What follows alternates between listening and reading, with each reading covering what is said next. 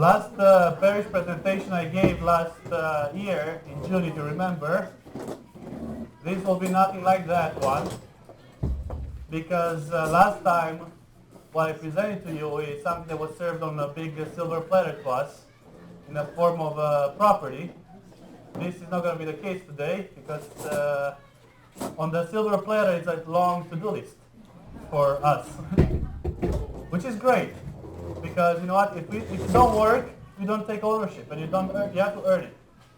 One of my favorite texts from the New Testament is from Colossians. It says, "Whatever you do, work heartily, as for the Lord and not for men, knowing that from the Lord you will receive the inheritance as your reward.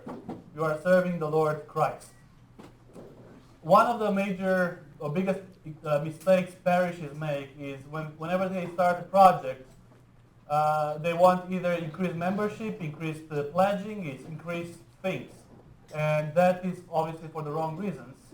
Because if we try that, if we do things for men, for us, we fail. And I think the timing couldn't have been better today with the gospel reading, because it is a very bold reminder of our duty. I want to share with you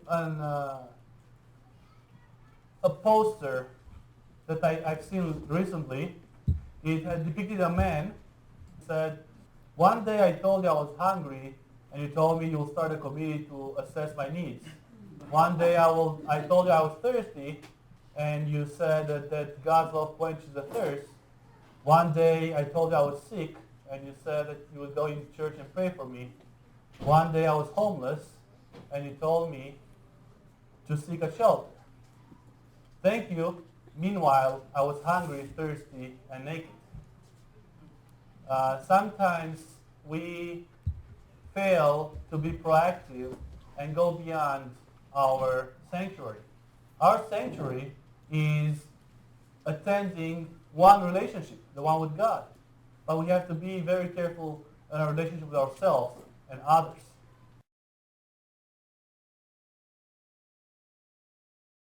We have added 3 families that have moved to the area, which allows me to kind of give you a little overview. I know most of you know, and some of you made this history, but since 1999, when a handful of you picked up a phone book and called all the Greek-sounding names and Russian-sounding names to see if there is any interest for an Orthodox parish, then 80 years later, you received your first full-time priest. Then 2 years later, the parish received a name, Archangel Gabriel. In 2011, I came. And then September 2012, with the acquiring of the property, I strongly believe that a new era has begun for this parish. A period of opportunity, a period of challenge, a period in which you are called to provide an answer. Can step up and do something about it, or say no, or postpone it, which means no. And with any challenge, there is a certain kind of excitement, because being a founder of a community, it's a blessing, it's an opportunity, it's a privilege. I was talking to the people in Sault Ste. Marie yesterday, and I said, the reason why you're here today is not because of you, but because of your parents and grandparents who took second mortgages to make this church possible. And when the church burned down, they did it again, all over again. So from now on, from here to there, is a great, it's really for us to write. You know, if we told Harriet that, you know what, from here in 13 years we'll be here, it's only the hope or the dream that with faith you can dare to dream. And think about it 10 years from now, when we'll say, remember that little old building on Hastings Street that we rented for a few years? Can you believe that in 2012 we were here, and look where we are here?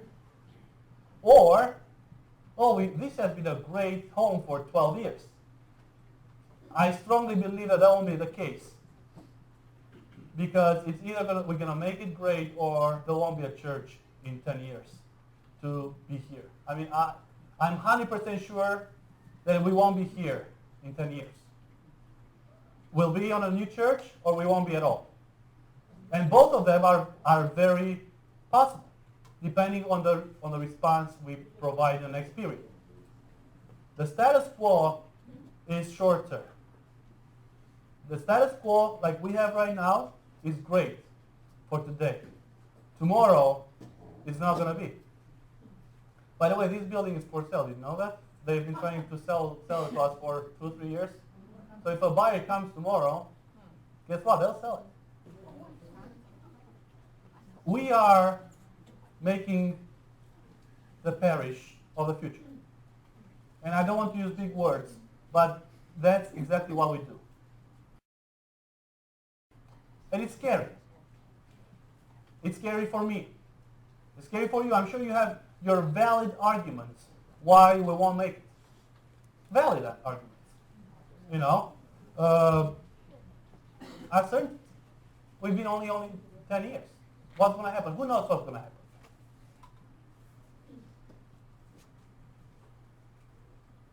We can try. We can jump in the lake. What if we can swim and we drown? Isn't it safer to not take the leap?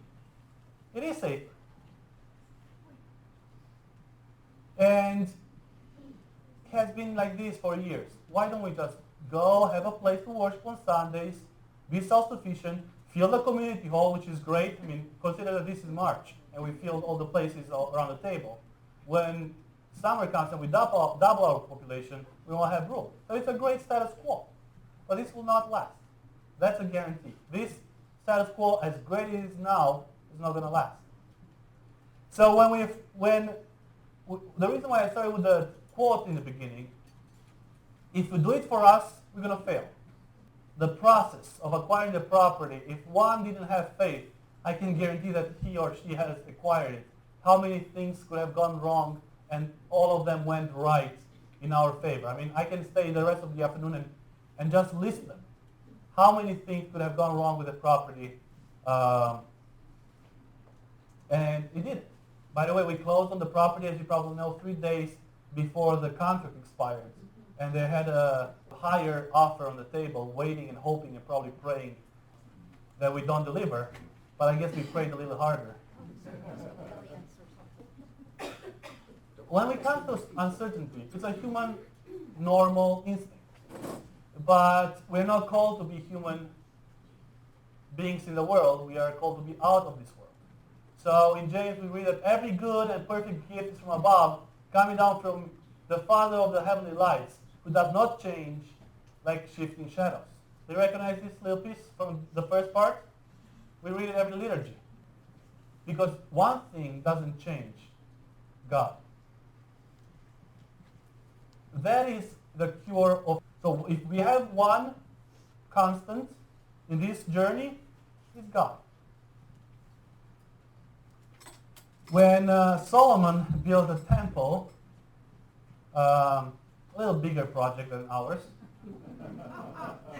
David said to him, "Be strong and courageous, and do the work. Do not be afraid or discouraged, for the Lord God, my God, is with you. He will not fail you or forsake you until all the work for the service of the temple of the Lord is finished." So in these words, we have to be strong. We have to be courageous. Because this is a blessed project. This is not for our benefit. Maybe it's not for your children's benefit, but their children's benefit. And for those in the community who hunger and thirst for what we have to offer. So our endeavors and efforts are not for us. For us, the only benefit we'll have from this, that one day we'll be able to stand in front of the good judge and say, "Lord, number me among the righteous, because I have worked diligently." I forgot to say the second part of it. Be strong and courageous and do the work. God gives, but not without our participation. Now, the biggest buzz killer is apathy. We cannot be lukewarm. It's either cold or hot. In the gospel reading today, it was cold or hot. It was black or white. There was no gray. Black or white. Therefore, let anyone who thinks that he stands take heed lest he fall. And again, this status quo is great for today, for us. It's a death sentence for tomorrow.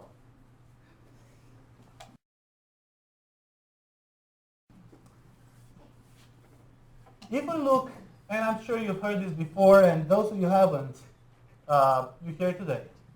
This parish is very unique. And I've said it many times. Because of our location. If you go downtown Chicago or downtown Detroit or any downtown, any metropolitan area, you'll have Greek Orthodox, OC Orthodox, Antiochian Orthodox, any Orthodox number of Orthodox churches within miles from one another. We don't. The closest church we have is 2 hours away. So Saginaw or Grand Rapids. That's it. We are it. So it's not about you and me. It's about them, to whom we should bear witness about the Orthodox faith. It's a great responsibility, but it's a great joy. We have, at least I can think of 2 or 3 families that in the next 3 years they will move full-time to Traverse City. We already have families that have moved to Traverse City because there was an Orthodox church. Now ask Andy and Sharon why they moved to Traverse City, because if it wasn't an Orthodox church, they would have moved. You would have moved too, Steve and Pamela Wade. So we have to minister to those people who will move. We'll have, the whole Traverse City area is growing because of this retiring of the baby boomers.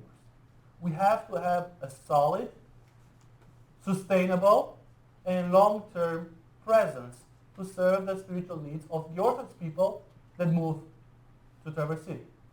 I mean, we have been blessed with a beautiful, attractive area. We have to make sure that we are as beautiful and as attractive spiritually.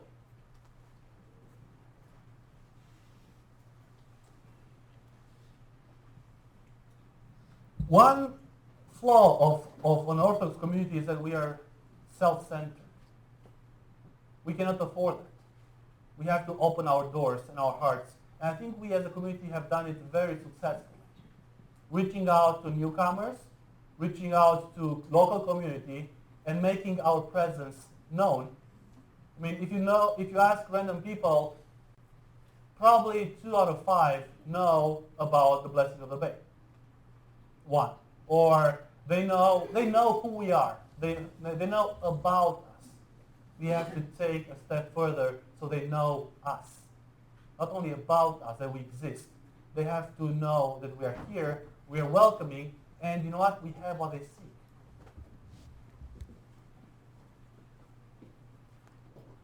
The Orthodox Church in the United States is growing. One of the few denominations that is actually growing. The reason for that is that people want more. They want more meat on the bone. They want more depth. There is a tendency of going back to traditional churches. What's the point of reinventing the wheel if the wheel has been spinning for 2,000 years? We have it. We have it. And I dread that day when the good Lord will ask each one of us, not me as a priest alone, but you individually, you have been given this treasure. What have you done with it? We buried it on Hastings Street. Or, the parable of the talents. Lord, you've given me this, here's it back. And we know how that parable ended. If you look at our parish, we are stronger than ever. And the challenges and struggles we've experienced, or you have experienced even before my coming, only made you stronger. 2 years, we are united, we are welcoming, we portray a strong Christian community. Of course, there will be frictions because that's the nature of any family. As long as we are able to forgive and grow from this, we'll only be stronger. And when somebody comes here, they'll feel that they are in an Orthodox presence, in a Christian presence, before they even talk to anybody.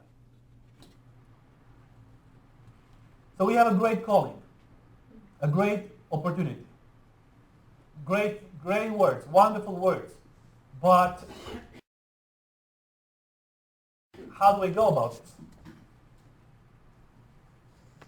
Eventually you learn that the competition is against the little voice inside you that wants you to, this is a very well-known truth, especially among the marathon runners.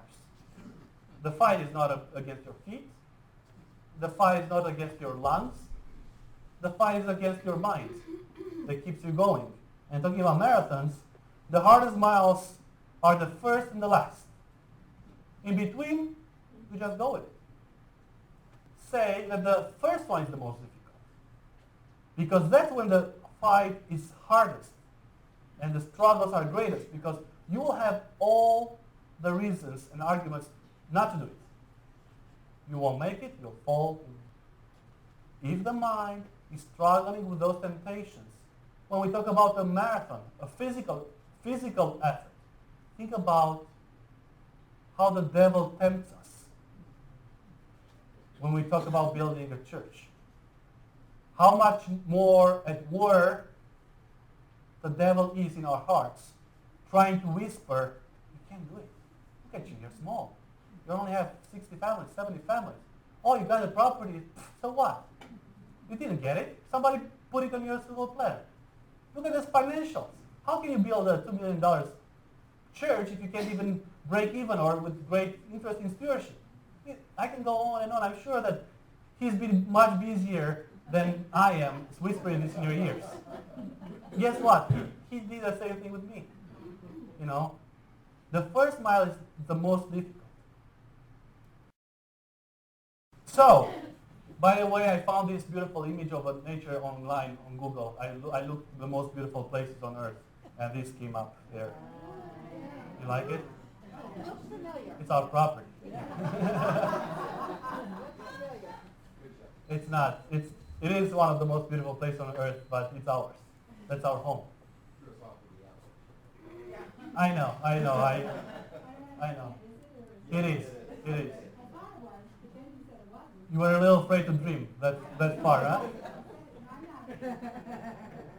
So let's talk about, the question of Father. Okay, let's get real. It's all beautiful. I get it. Let's get real. Well, we can't get real. And what I propose to you, my invitation to you is keep working one step at a time. If you ask me how we're going to raise the money for the church, I have no idea. If you ask me how the church will look, no idea. If you ask me when we'll break ground, no idea. I do know that we have each other, we have commitment, and we have this much money in our bank account right now. That's enough, because we dream big, and we have faith, and we have commitment. The next steps is we have to find projects that are inexpensive and impactful. The more you do, the more you'll come. People will complain, well, we can't do this because we don't have money. We can't do things because we don't have money. Say, no, you don't have money because you don't do things. It's the other way around. Who in the right mind would come and give their hard-earned money to a non-project? I wouldn't. So what we have to do is start with small projects that have impact on us as a community, on the local community, on the bigger project. So the way I see it, in the long run, we have to have phases. Phase one, we need access to the property. Right now, we have to go through a ditch. And unless you want to shuttle you with my Jeep in the property, we can't. So we need a curb cut. Then, we need a summer altar. We have to start worshiping on this property. Because if we make God's house there, we have to act like it. Because to me, the house of God already exists. It's you. I don't want big building, big empty buildings.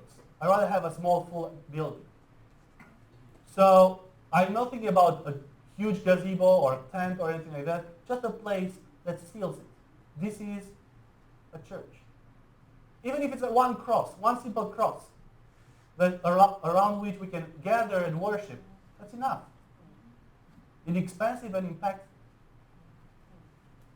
Of course, if the township will allow us to put a cross there. No pressure whatsoever. No pressure whatsoever. What's that? No pressure, Nikki. No pressure. Okay. Then, one thing that helped us build our identity in the local community, and everything was very purposeful, what we did. We have probably more than any other church, the richest theology of creation. So the constant thing was our stewardship to God's creation. Blessing of the bay, building a green building, having a community garden. Again, that has a tremendous impact on us and on the local community. Then we can't lose sight of the long-term plan. We have to start thinking about the concepts, the design concepts. It's going to be a community endeavor. You're going to make decisions and you're going to make recommendations. And we'll hear it. We'll listen to it. We might not do it, but we listen to it. We're going to listen to each of the recommendations. Then we have to look at the next stage. Getting bids for an architect, starting building it.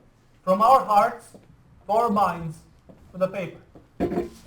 So let's talk about the curb cut. The short term. For the last few months, we have been in conversation with MDOT, which is the Michigan Department of Transportation, about a permit. Any questions They now? have come out, they have measured the traffic, they have measured the distances, and we got for the a permit last for the curb couple of cut. months, we've been in discussions And with we have MDOT, been collecting bids from various various excavation companies around the Traverse They City. measured the traffic, they measured So Steve and I have all the been technical working things.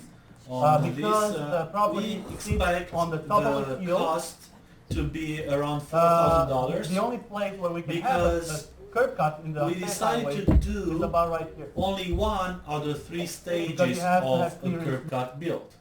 Without going into much detail, a curb cut can have gravel, asphalt, and curbs. So because of cost restrictions, we have decided to go with the compacted gravel for now, which would give us access to the property without having to spend a lot of money. So we estimate for these works to begin early spring. As soon as snow melts, we'll be able to do this important piece. Then once we have access to the property, we have to make an impact. Remember, we will focus on inexpensive and impactful. So after we get the curb cut, we need something on the property that seals it, that gives an Orthodox flavor. An option we have, of course, is to put a large icon or a nice wood carved cross or some kind of monument to seal the property, to affirm for us and for our visitors that this property belongs to a church, and on this property a house of God, a house of worship will be built. And again, this is inexpensive and impactful.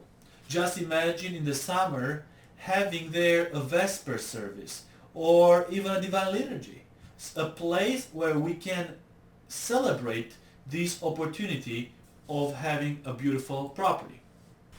Once we have built a curb cut, which would give access to the property, and we made an altar or a place where we can worship, we should really think about starting the third step, which is a community vegetable garden. There are two reasons for having such a project? First, as I said in the beginning of this presentation, everything we do in this parish has to be anchored in God. We don't minister for the sake of ministry, but we minister because of the love for God. Everything else is the fruit of that endeavor. So when we think about this vegetable garden, consider that we would be able to provide fresh produce for a local food bank, which in turn will feed the hungry. Remember today's gospel pericope. I was hungry and you fed me. We, as a Christian family, are able and willing to fulfill this ministry not for our sake, not for the sake of the parish, but for the sake of the hungry people. If you allow me to dream long term, imagine that once we have the building finished, once we have a commercial kitchen, imagine us having a soup kitchen. Imagine us being able to serve fresh produce, harvested with our own hands, to the needy in our local community. So if we focus on the ministry, then everything will add and everything will fall into place. We'll do our outreach ministry to the local community. We will become one. The more we work as a one family, the more we grow closer to each other. So this would be an amazing team building endeavor. Of course, we have to keep in mind the big picture. This will be a seed project, an exercise for our long-term planning and execution of the building project. And I've spent a lot of time talking to a gardener. It's a very interesting story, actually. Allow me to share that with you. He retired young, and with his wife they decided, and they spent about 6 years in Africa and Central America teaching communities how to develop a community garden very efficiently. Then he realized that Detroit actually is worse than those countries, and they decided to come back and teach people in downtown Detroit to plant their own community gardens. This is a very successful ministry, by the way, and we can learn a lot from these people. I had a long meeting with this gentleman, and he told me about how he goes about organizing a community garden. And of course I spent time with Martha, our own master gardener, and we came up with this site layout. Now, please notice that right now we will not elaborate on the building and the parking lot. Our concern or our object of discussion is primarily the next stage, which is the development of the community garden. So this area right over here. If you notice, the curb cut is 3 lanes. It's the 36 feet wide commercial entrance, which would allow 2 lanes for left and right turning going out and 1 lane coming in. Also, people will have the option to turn right into a very nice green area. We can have benches, we can have a nice flower garden, we can have a place with some benches where people can come and meditate, pray, do whatever they want. Then, this is the area of the garden. Even the community garden, we divide it into phases. So phase 1 will stop here at this roundabout. God willing, if this will if this project will really pick up, as I anticipate it will, we will continue with the road all the way down to the north end of our property. So right now, this spring, we are looking at doing 12 beds, 4 feet by 50 feet, divided by a main wide road of 10 feet, and between each vegetable bed we will have a 2 feet path. The roundabout at the end of phase 1 is about 50 feet diameter, and the green area will have a roundabout which is 25 feet. Now, in terms of irrigation, of course, we have to consider that aspect. As you know, the water is not on the property yet. So we have three options. First option is the long-term planning option, which is the city water. Technically, it's not city water, it's the tribal water of the resort. Their piping stops south of Dock Road across the street.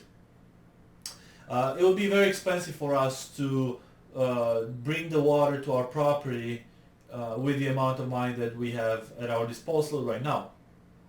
But a second option would be drilling a well on our property. It wouldn't have to be necessarily a deep well because we would need agriculture water. Or the third and probably the easiest option would be to talk to our neighbor to the north or even to the music house and pull basically a hose or a small pipe to accommodate the small need of our vegetable garden. But these are details that will be discussed in later community garden committee meetings. Then we are in negotiation with, as I said, with various excavating companies to see if we can put in a gravel road access even to the garden.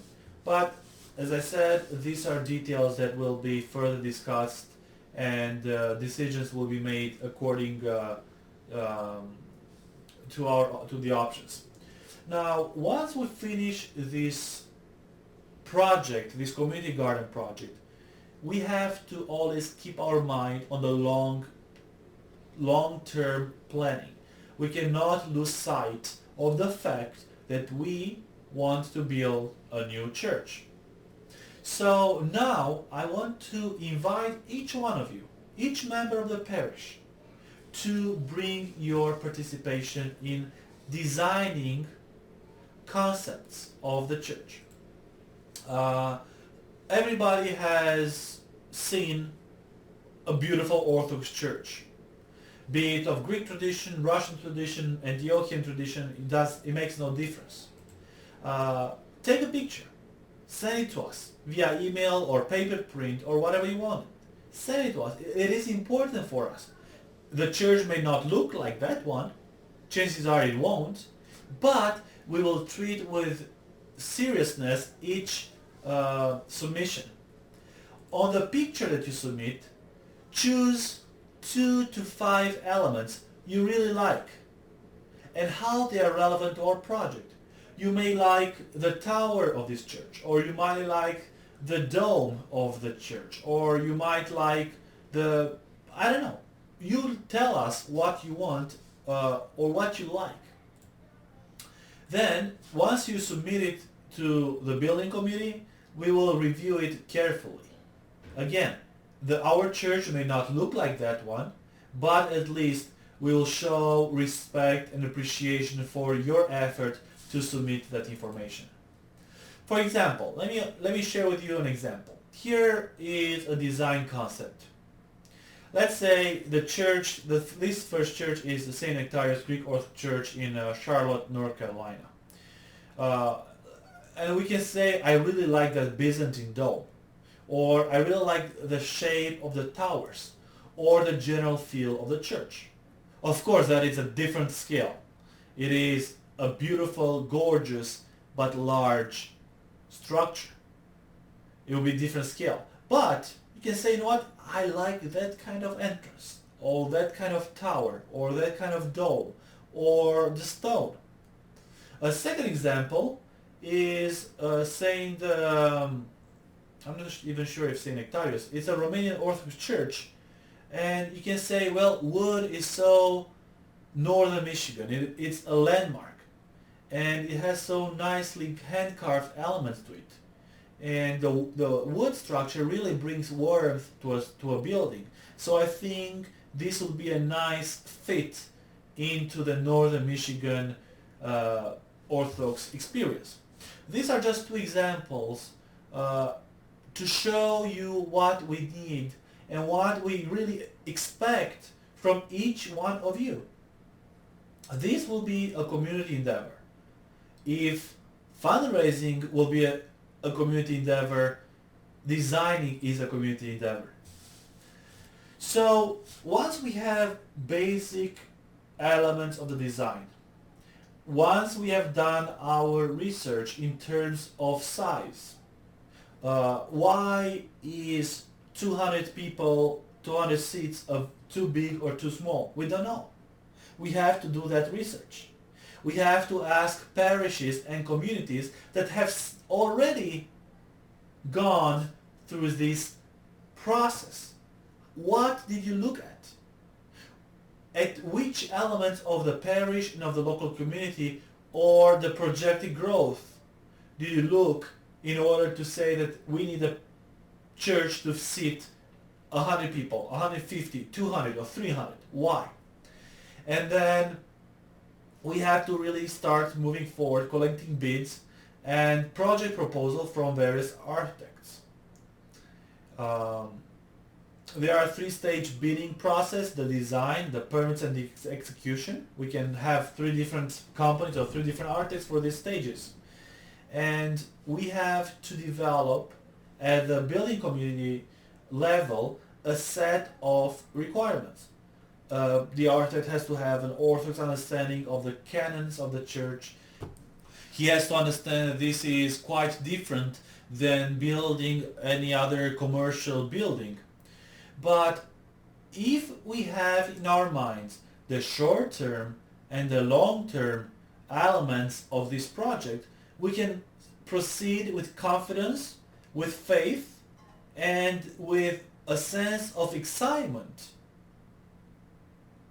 this project. So this spring we need to get done the curb cut, the summer altar, and the community vegetable garden, while we have in our minds and we collect the design concepts from you, from each one of you, while we do some architects research. Really, we live in exciting times. We have the opportunity of leaving a legacy for generations. We are called to become proactive and walk the talk and really do ministry into the deepest and the most genuine sense of the word. When we attend different celebration of the well-established parishes and we read about the history of the community, when they celebrate the centennial, and we read about the first generation immigrants, how they have built the churches and how they've struggled, don't think that it was any easier for them than it is for us. Don't think that the poor restaurant owner or the poor blue-collar worker that came from Greece, from Russia, from Romania, they suddenly realized, I'm going to start a church. No, they were probably as scared and hesitant as we are. But once they did it, once they started the project, they turned from scared lambs into fearless lions. Just like the apostles before the resurrection, they were scared, they were hiding away behind locked doors. But once they experienced the risen Lord, they became lions. They changed the world. The same way people that we praise for founding churches, for building churches, they really changed lives, thousands of lives that came after them. This is our calling. This is our time to change lives. The lives of those who seek the truth which the Orthodox Church possesses. The lives of those who after a lifelong Orthodox experience, they retire in the beauty of Traverse City, but they also need to be nurtured and nourished spiritually. So allow me to close with the invitation to read a prayer together. And for those of you who hear this recording, do not hesitate to read along. Let us pray to the Lord. Lord Jesus Christ, my God, you have said, apart from me you can do nothing. In faith I embrace your words, Lord, and I entreat your goodness. Help me to